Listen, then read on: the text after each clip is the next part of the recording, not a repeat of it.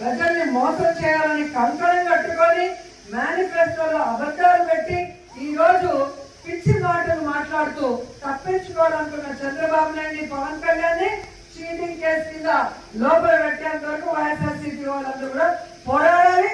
ఇప్పటికైనా ఆ కూటమి ప్రభుత్వం ఇచ్చిన వాగ్దానాలు నెరవేరిస్తే కనీసం ప్రజల్లో వాళ్ళకి కొంచెమైనా అయ్యో పాపమని ఆలోచించే అవకాశం ఉంటుందని కూడా ఈ సందర్భంగా తెలియజేసుకుంటున్నారు. ఎందుకంటే జగన్మోహన్ రెడ్డి గారు ఉన్నప్పుడు మహిళలకి వాళ్ళ పేరు మీద ఇళ్ల పట్టాలు ఇచ్చారు. ఇక్కడ ఎన్హెచ్ మీద మీరు చూసారు ఎంత మంచి చోట మనం ఇవ్వడం జరిగింది. నేను మంత్రి అయిన మొదటి క్యాబినెట్ లో ఈ నిండులో ఆగిపోయిన ల్యాండ్ అన్ని కూడా ఏ విధంగా జగన్ గారు చెప్పి క్యాబినెట్ లో అప్రూవ్ చేసుకొని మనం ఇళ్ల పట్టాలు ఇవ్వడం జరిగింది. అది మీ మీద ఉన్న అభిమానం, నాకున్న అభిమానం, జగన్ అన్నకున్న అభిమానం. మనం కోరిన వెంటనే పేదవాళ్ళకి మనం ఇల్లు ఇవ్వాలి. ఈ సమస్య అనగానే అది ఎలా పరిష్కరించి జగనన్న చేశారో మీ అందరూ కూడా గమనించాలి. అలాగే ఇదే మండలంలో ఉన్నారు గతంలో ఉన్న ఎమ్మెల్యేలు కానీ ఎక్స్ మన శ్రీశైలం బోర్డు చైర్మన్ ఇక్కడే జడ్పీటీసీగా చేశారు. కానీ ఈ మండలానికి ఏమైనా చేశారో మీరు ఆలోచించండి. నేను అపోజిషన్ ఎమ్మెల్యేగా ఉన్నప్పుడు, రేవతమ్మ సర్పంచ్ గా ఉన్నప్పుడే ఈ ప్రాంతంలో రోడ్లు వేసాం, బస్ షెల్టర్లు కట్టాం, అలాగే ఆర్ఓ ప్లాంట్లు పెట్టాం.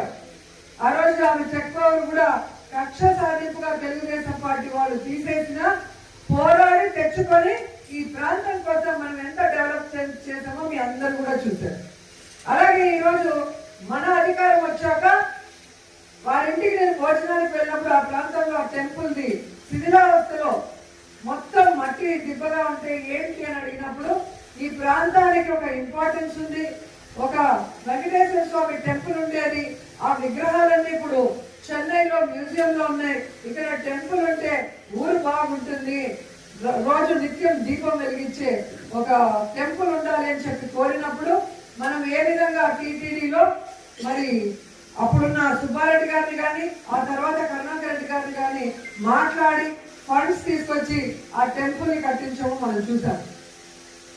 అలాగే మీరు చూస్తే బుగ్గాగ్రహారంలో నింద్ర విజయపురం నగరి రూరల్ కి కలిపి కళ్యాణ మండపాన్ని ఎక్కడో పిచ్చాటూరు లేదా చెన్నై లేదా దూరంగా వెళ్తుంటే మన వాళ్ళకి ఎందుకు ఒక టీటీడీ కళ్యాణ మండపం ఉండకూడదని టీటీడీలో మాట్లాడి నేను చేయగలిగాను.